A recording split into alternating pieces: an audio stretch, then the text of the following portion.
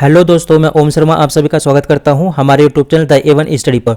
तो जैसे कि आप लोग को पता है, बांग्लादेश में इस समय बड़े स्तर पर प्रोटेस्ट किए जा रहे हैं और बांग्लादेश को पूरी तरह से शट डाउन करने की बात कर दी है। और वहां पर जितने भी मोबाइल सर्विस, इंटरनेट, सब कुछ वहां पर इस समय बंद कर दिया गया है और 6 लोगों की वहां पर मृत्यु हुई है।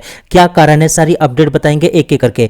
तो सबसे पहले ये हमारा टेलीग्राम, ये इसका स्कैन कोड, आप इसको स्कैन करके हमारे टेलीग्राम लिंक से जुड़ सकते हो। यदि यहाँ से स्कैन नहीं होता तो हमारे यूट्यूब पेज पर जा सकते हो, वहां पर सभी लिंक दिए होते हैं, चाहे इंस्टाग्राम हो, व्हाट्सएप हो, टेलीग्राम हो, आप हमसे कनेक्ट हो सकते हो। तो जैसे कि आप लोगों को पता है कि बांग्लादेश को 1971 में भारत ने पाकिस्तान से आज़ाद करा दिया था, लेकिन इस समय बड़े स्तर पर वहां पर प्रोटेस्ट किए जा रहे हैं। जितने भी एजुकेशन इंस्टीट्यूट थे वो पूरी तरह से वहां पर बंद कर दिए गए हैं अनिश्चित काल के लिए। और वहां पर जो रिजर्वेशन को लेकर प्रोटेस्ट किए जा रहे हैं बड़े स्तर पर, ये इस समय इतने हिंसक हो चुके हैं कि वहां पर पुलिस के द्वारा देखा जाए तो लोगों को मारा भी गया है। आप यहां पर देख सकते हो 6 लोग वहां पर इस समय मर चुके हैं। और वहां के जो स्टूडेंट हैं उन्होंने 8 स्टेटों में, यानी बांग्लादेश के जो 8 स्टेट हैं वहां पर बोल दिया है कि हम इन 8 स्टेटों में बंद का ऐलान करते हैं। यानी वहां पर जितने भी दुकान है, जितने भी संस्थाएं हैं, अब वहां पर क्या होगा, बंद रहेगा। लेकिन क्या हुआ, इस समय देखा जाए तो जितने भी यूनिवर्सिटी हैं वहां पर भी बोल दिया गया कि आप भी अनिश्चित काल के लिए बंद रहोगे।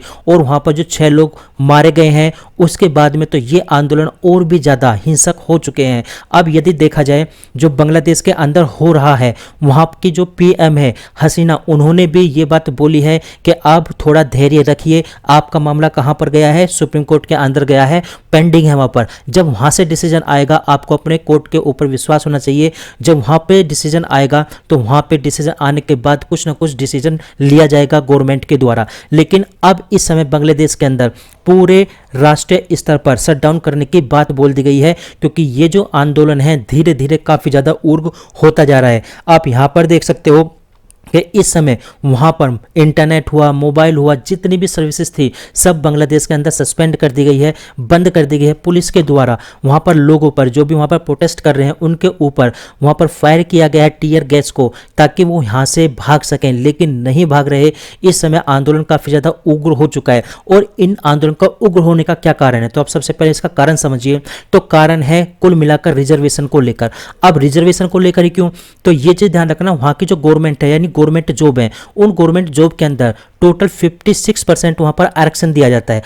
अब इस 56 आरक्षण के अंदर देखा जाए तो जो 30% आरक्षण है, ये 30% आरक्षण किसको दिया जाता है, जो फ्रीडम फाइटर होते हैं, अर्थात जिन्होंने 1971 के युद्ध में योगदान दिया था। 30% हो गया 56 में से। अब 10% वहां की महिलाओं को दिया जाता है और 10% उन लोगों को दिया जाता है जो काफी ज्यादा अनडेवलप्ड एरिया से, यानी अनडेवलप्ड जिलों से आते हैं। और 5% जो आरक्षण दिया जाता है वो आदिवासी समूह को दिया जाता है। और 1% आरक्षण दिया जाता है जो भी दिव्यांग होते हैं। तो ये जो प्रोटेस्ट हो रहे हैं, ये प्रोटेस्ट किसी भी आरक्षण को लेकर नहीं हो रहे कि 10% आपने लोगों को दिया, कोई दिक्कत वाली बात नहीं है। 10% आपने अनडेवलप्ड एरिया वाले लोगों को दिया, कोई प्रॉब्लम नहीं है। 10% आपने वुमेन को दिया, कोई प्रॉब्लम नहीं है। 5% आदिवासी समूह को दिया, कोई प्रॉब्लम नहीं। 1% आपने दिव्यांगों को दिया, कोई प्रॉब्लम नहीं। लेकिन प्रॉब्लम कहां पर है, प्रॉब्लम है 30% आरक्षण को लेकर, कि आपने फ्रीडम फाइटर को जो 30% का आरक्षण दिया है, उनका यहां पर यह कहना है कि ये जो आरक्षण आप 30% फ्रीडम फाइटर को दे रहे हो, उनको ऑलरेडी मिल चुका है, उनकी औलादों को भी मिल चुका है, लेकिन अब आप जो उनके पोते को दे रहे हो ये जायज नहीं है। क्योंकि इस बात को लेकर झगड़ा हो रहा है कि आप इस 30% को नहीं दोगे, आप इसको 26% कर दीजिए, 24% कर दीजिए, 25% कर दीजिए, ये बात बोली जा रही है। आप वहां पर 30% नहीं दोगे, क्योंकि जो देश की लड़ाई में, यानी देश की आज़ादी में जो वहां पर योगदान दिया था, उन्होंने, फ्रीडम फाइटर ने दिया था, उनको इस चीज़ का लाभ मिल चुका है, उनके औलादों को मिल चुका है। लेकिन अब आप उनके पोतों को, पोतियों को नहीं दोगे। अब यहाँ पर इस चीज़ को लेकर लड़ाई हो रही है, यानी अब वहाँ पर इस चीज़ को लेकर प्रोटेस्ट किया जा रहा है। अब उनका क्या कहना है, उनका ये कहना है कि सबको समान अपॉर्चुनिटी दी जाए और जो बेस निकाला जाए वो यही निकाला जाए कि मेरिट बेस पर जो वहाँ पर जॉब है, जो रिक्वायरमेंट है, वहाँ पर लागू किया जाए, यानी मेरिट बेस रिक्वायरमेंट सिस्टम वहाँ पर लाने की बात की जा रही है। अब यदि आप यहाँ पर देखो जो गवर्नमेंट जॉब है, तो हर देश में गवर्नमेंट जॉब का डाटा है, होता है, हर देश के अंदर गवर्नमेंट जॉब निकाली जाती है।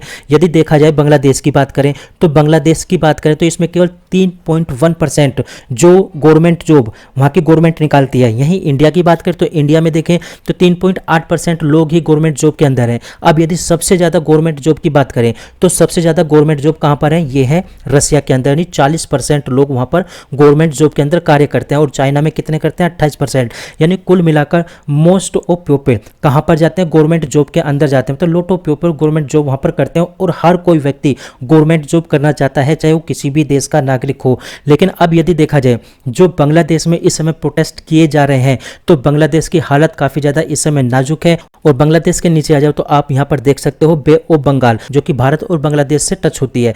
अब यदि देखा जाए तो कुल मिलाकर इस समय बांग्लादेश के अंदर प्रोटेस्ट हो रहे हैं, बड़े स्तर पर हो रहे हैं और हिंसक हो रहे हैं। अब इसकी क्या अपडेट होगी, जो भी होगी आप लोगों को बताया जाएगा। तो फिलहाल हमारी अपडेट यहीं तक थी। आप लोगों को कैसे लगी जरूर बताना, लाइक सब्सक्राइब करना मत भूलना। Thank you.